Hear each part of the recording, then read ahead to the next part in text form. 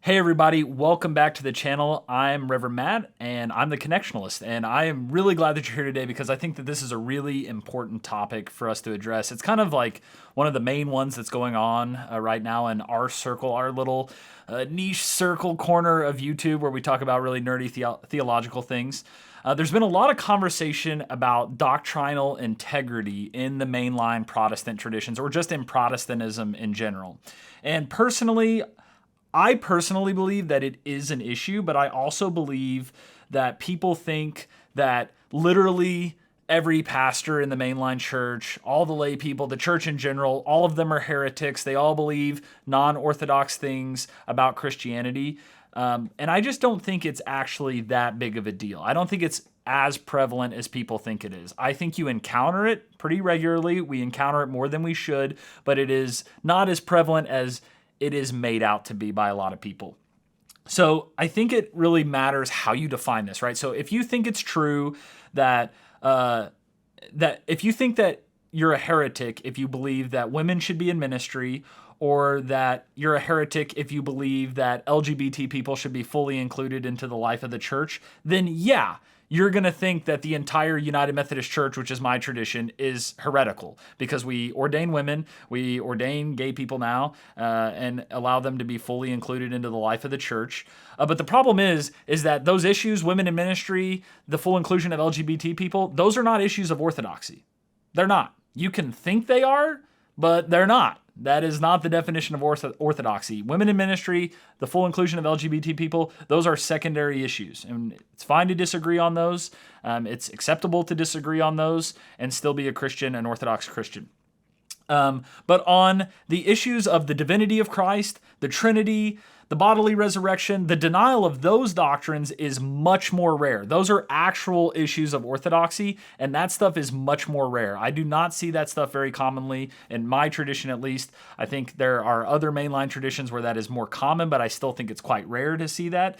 There are ministers in every mainline denomination who reject the core orthodox doctrines of the church.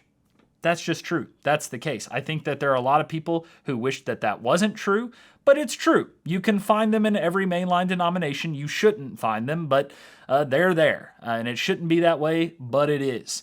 And so I want to talk about today the importance of maintaining doctrinal integrity in our church because I do think it's a problem that is big enough that it should be taken seriously, right? I don't think it's like taking over the entire church. I don't think the entire denomination rejects the bodily resurrection. I just know that's not true. Trust me, I have plenty of colleagues that I talk to on a regular basis. That's just not the case. However, it doesn't mean that it isn't a problem that should be taken seriously. Doctrinal integrity is very, very important, and it's an issue in the mainline traditions. We can, I think many people watching that can agree on those basic facts. Well, I guess it's not technically a fact, it's technically an opinion, but I think we can all agree on that opinion. There has been an erosion of the essential doctrines within the clergy and the laity in the mainline traditions, including mine, the United Methodist Church. That is true. And I think, in large part, this has been caused by seminaries who struggle to put faculty on their staff with a wide range of theological beliefs. When I was in seminary, there were not a lot of conservatives on the faculty. Not that being a conservative is correct or being a liberal is correct. I just think it's important when you're learning theology that you have a wide range of opinions.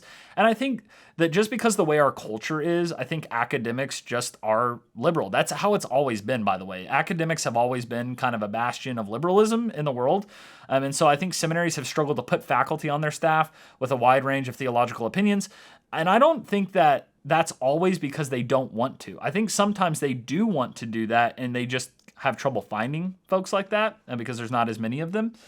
And so clergy are often trained to be who are trained to be ministers often only get one side of the argument on a theological issue, which I think is a problem.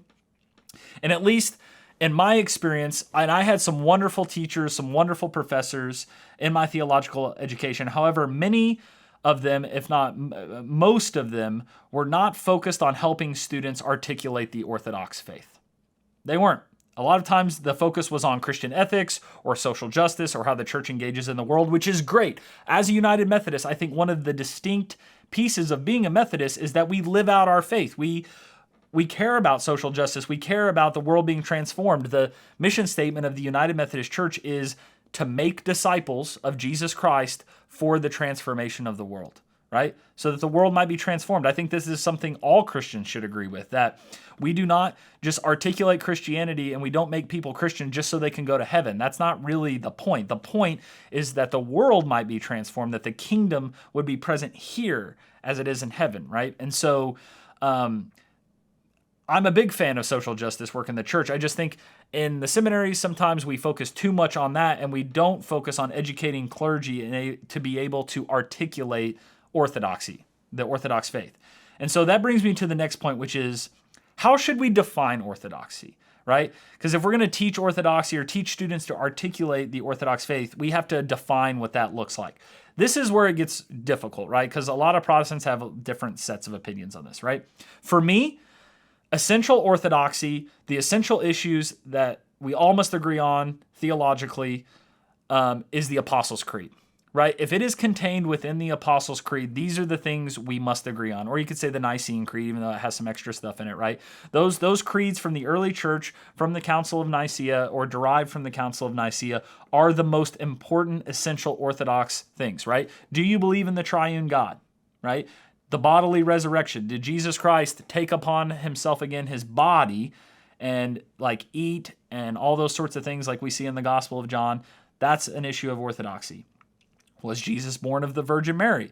That's an issue of orthodoxy. Do you believe in the power of the church, that Christ instituted the church, right? Those things are orthodox issues, and those things we all must agree on.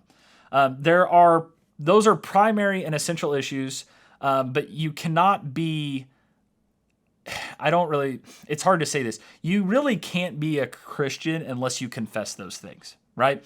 You can't be a Christian if you don't believe in the triune God, because that is the definition of Christianity, right? And it has been the definition since the very, very beginning.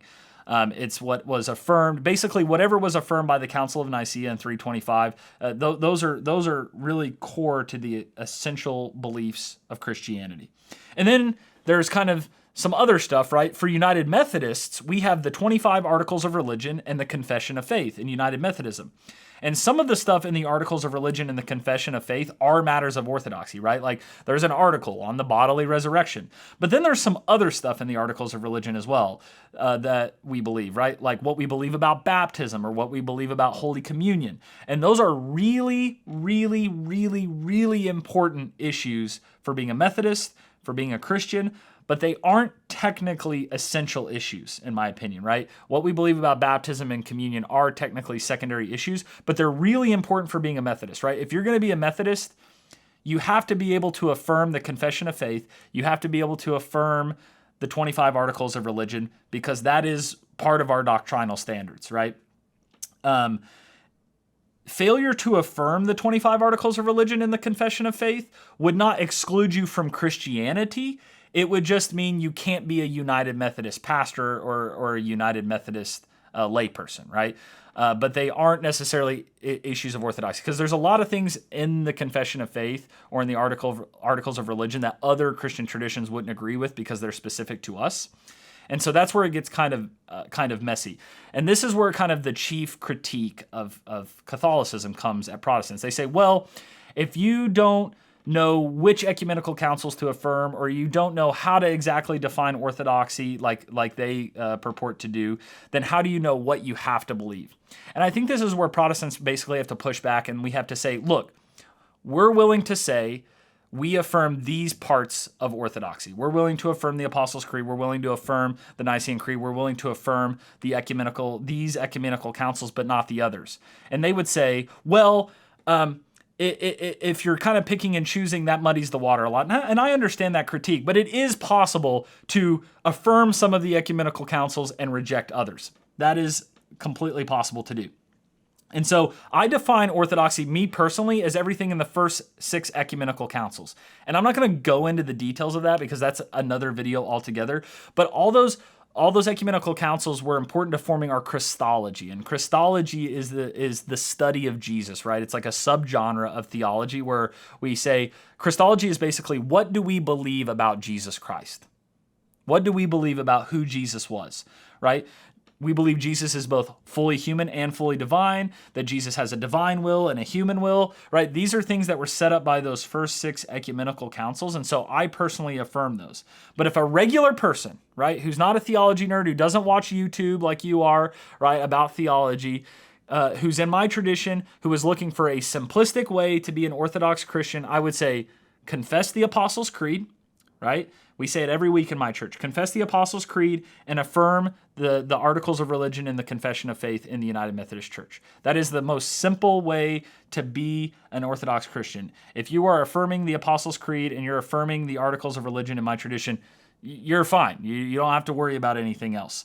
There are obviously some nuances, right, about Wesley's sermons and stuff in my church, but like I would mostly say focus on the Apostles' Creed, focus on the Articles of Religion and the Confession of Faith. That's the most simplistic way to do that. So let's break it down even further, okay? Let's make it even simpler than that. Just confess the Apostles' Creed. That's the most important thing as a Christian, is to confess the Apostles' Creed, right? I believe in God the Father Almighty, maker of heaven and earth, and in Jesus Christ, his only Son, our Lord, all that stuff, right? If you do that, then you are confessing the Orthodox faith as understood by the apostles going all the way back, to the very beginning of the church. And so you may be asking by this point in the video, if you're still here, you're probably asking, who cares? Why does it matter that we believe certain things? Why can't I just believe whatever I want about God? Well, you can believe whatever you want about God. You are able to believe whatever you want about God, but you shouldn't. And because tradition matters. What we say about God matters. It really does. I think in this modern American context, we have this idea of hyper-individualism where we're like, well, I can believe whatever I want. I can believe my truth or whatever, right? But the issue is what we say about God actually really does matter. And my whole thing with this is you are probably, most definitely not smarter than the combined wisdom of 2,000 years of Christian tradition. You're just not. You're not smarter. You're not more wise than the tens of thousands, hundreds of thousands, millions, billions of Christians that have come before you. You're not. You're just not. And that's like an arrogance thing. It's a humility thing, right? We are not smarter than the combined wisdom of 2,000 years of Christian tradition that articulates the essential Orthodox faith that's found in the scriptures, right? Now, there are times in which our doctrines develop or change. That's called doctrinal development theology, and that's a separate video. And sometimes we do depart from the tradition on non-essential issues, like women in ministry, LGBT inclusion, which could be its own separate video I'm sure people would be very interested in because that's the hot button thing right now. Or like head coverings, right? The church taught that women should cover their heads for a very long time. So things change when it has to do with non-essential things to the faith. Secondary issues, we can depart.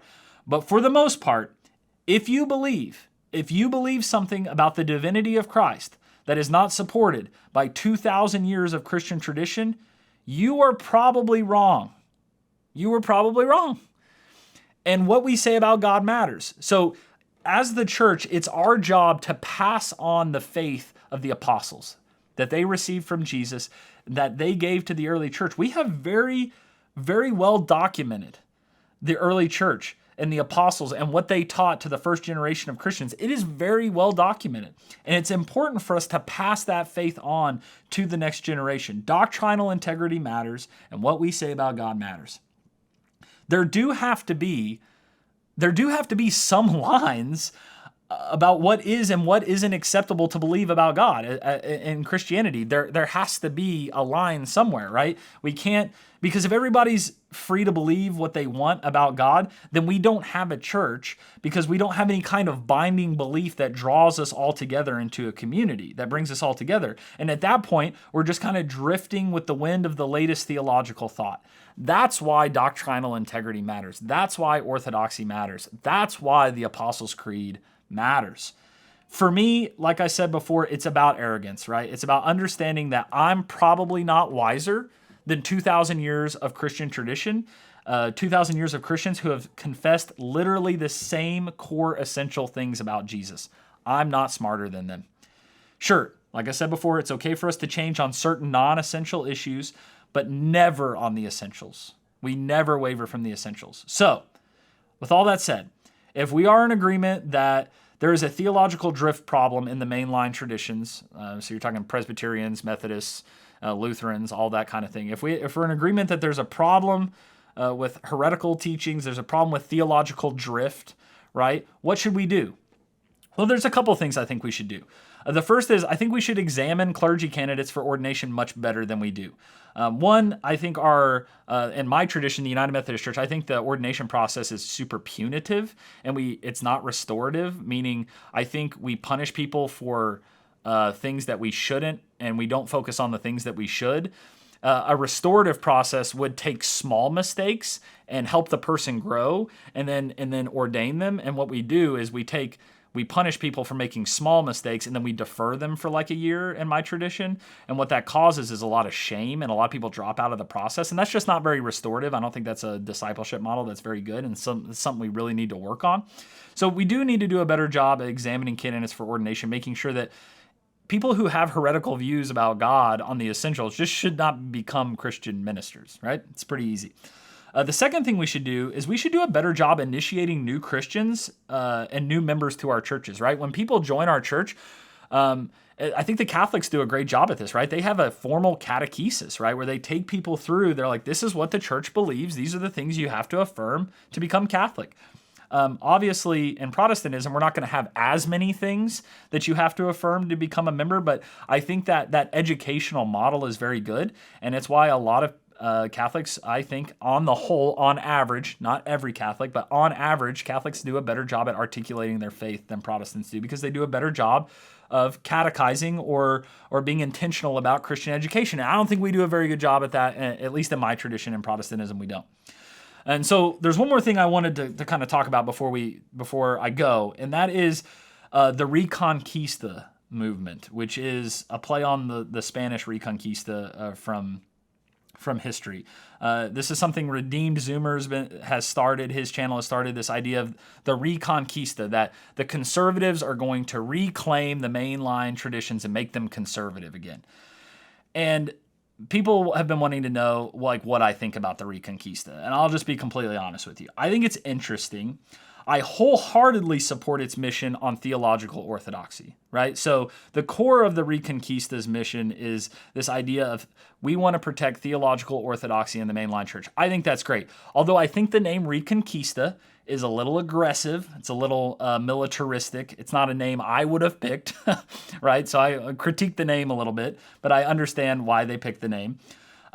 Where I differ with the goals of that organization is that most people in the organization, it seems like there's a push for those in the movement to have a strict adherence to conservative opinions on secondary issues, right?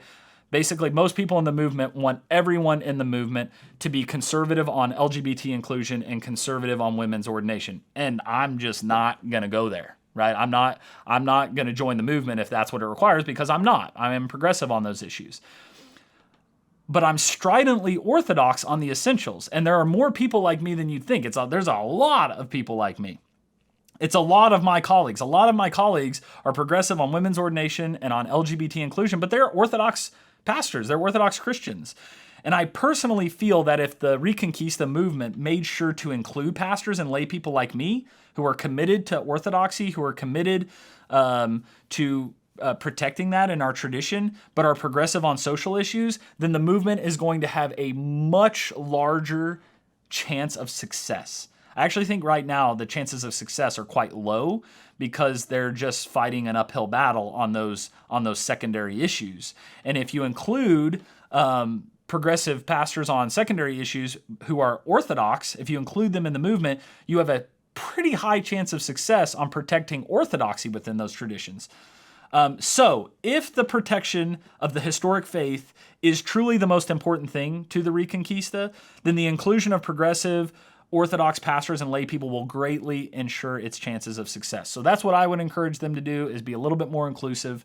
So that's how I feel about that movement. But I want to know what you think. Do you think that in your church? Is doctrinal integrity an issue? Where are you seeing issues in your tradition that you would like to be different? Let me know in the comments, because I'm really curious to hear what you all think. A lot of you have been engaging in the comments a lot, and I've really been enjoying reading that. And I really do read almost every comment that comes in, and so I'm curious to see what you all think.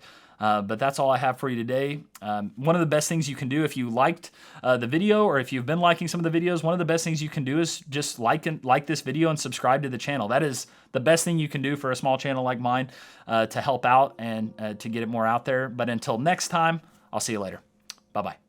Hit the subscribe button, hit the like button, hit the bell button. That's the best way you can help out the channel and get notified when new videos go live. And also, I bet you there's pastor friends or lay people you'd like to share this video with. Make sure you share it with them. That's the best way you can help out. Thanks.